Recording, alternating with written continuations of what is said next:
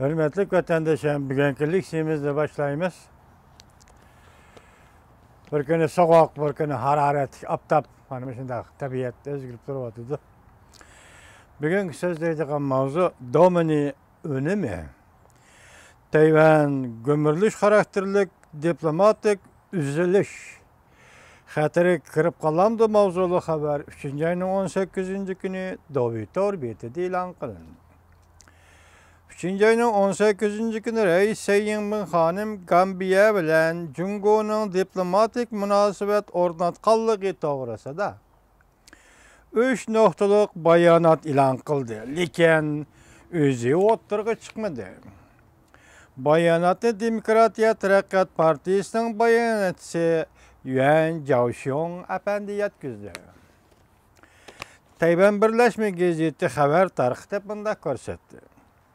3 noktalık bayanat ayrım aldı ayın karakterlik, tenişlik, mokumluk, Jungo Tayvan münasebetinin sağlam taraqqiyatı, Tayvan bilen Jungo'nun ortak mesuliyetidir deydiğen mezmunlar. Şundaqla Tayvan boğazı musabnıma. Tayvan boğazı meselesi xalqarada qaratmalıqı ega halda rekabetleşiş, Tayvan boğazıda münasebetlerinin normal taraqqiyatıga paydasız. Demokratiya Taraqqiyat Partisi'nin taşqi siyaseti.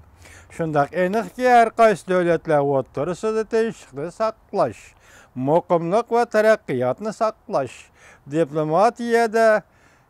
Diplomatiyada ko'k va yeshillar farqi yo'q. İttifaqlashib xalqaro makonni qo'g'dashga muhtojmiz qatorliq mazmunlar bayonotning mazmuni bo'lib hisoblandi.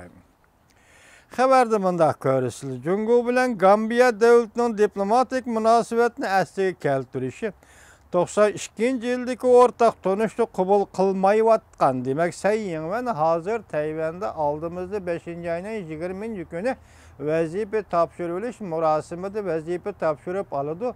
Shungacha bugungacha bo'lgan oraliqda Tayvanda prezident bo'lib saylangan Sayyin xonim Jungo besim ishiltib qabul qildirishga majburlayotgan. 92-yildagi o'rtaq tonish deganda qabul qilmayotdi. Shunga Tayvanning Jungo bilan bo'lgan munosabatida hozir surkilish bo'layotdi.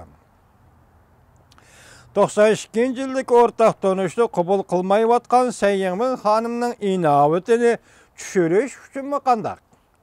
Bayonotchi Yuan Zhaoxiong bundaq ko'rsatdi. Bu harakat Tayvanning xalqaro makoniga qaratilgan bir shaxsga qaratilgan emas.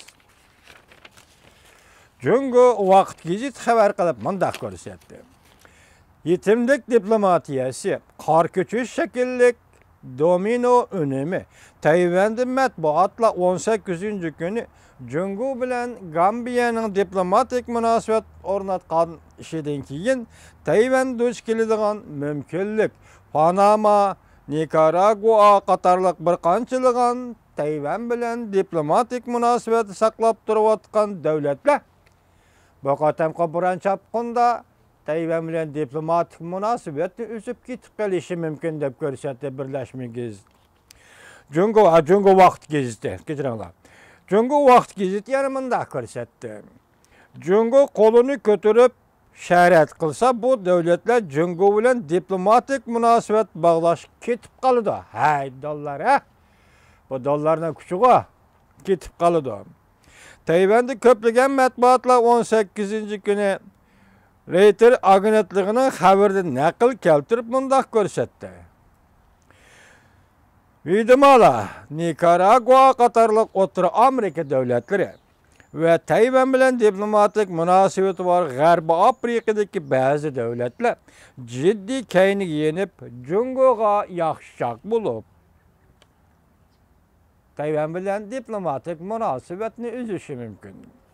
Yuqorqi 5 davlat Tayvan bilan diplomatik munosabatni uzib, Jungo bilan diplomatik munosabat o'rnatishi lozim. O'rnatishi mumkin. Lozim emas, o'rnatishi mumkin. Agar Tayvanda siyosiy partiyalar almashgandan keyin Tayvan bo'g'ozi ishonch asosi mavjud bo'lmaydi ekan. Demokratiya Taraqqiyot Partiyasi hokimiyat beshiga kelgandan keyin Tayvan bilan diplomatik munosabatni uzish dolqini ko'tarilib qolmasdan balki Tayvanning xalqaro tashkilotlar qatnashish makoni tarayib ketdi. Agar Jungo hukumati bugun Gambiyani, Atlantik, Nikaraguani, yana birisi Panamani, yana bir kuni Panamani elib ketadigan bo'lsa, Tayvanni e'tirof qilayotgan 20 necha davlat Moshunda ketadigan bo'lsa, men shuni o'ylab yetdimki, men shunda qaraymanki, vatandoshim o Tayvanning huquqi bor. Tayvanning birinchi huquqi hozir referendum, umumiy xalq bilan tashlash bilan asosiy qonunni o'zgartirish, balki Tayvan mustaqilligini bartaraf qilishni yo'l qo'ya oladi. Bu huquqni hech kim to'sib qololmaydi. Ikkinchisi, Tayvan har qanday vaqtda jiddiy ahvolda Mesela mustaqillik, qonuniy shakl bilan mustaqillik jakarlasa buni hech kim to'sib qololmaydi. Lekin Xitoy mush xatarning bor ekanligini bilib turib, Tayvanga qasddan besim ishiltyapti. Bu xatar yo'l qo'ygan bo'lsa vaqtida Osiyo Tinch okean rayoni nima bo'ladi? Hozir Tayvan bo'g'izning tinchligi va muqimligini saqlab turayotgan birdan-bir davlat Amerika Qo'shma Shtatlardir. Agar Amerika Qo'shma Shtatlar Tayvan bo'g'izning vaziyati ega bo'lmasa, Jungo bundaq besim ishlashsa, onun armiyasi va davlati va bo'lgan Tayvanliklar hargiz buniga passiv holda qarab turmaydi. Shunga Jungo hukumatining besimi oxirida g'ayri bir voqealarning kelib chiqishiga sabab bo'lishi mumkin deb faraz qilishga bo'ladi.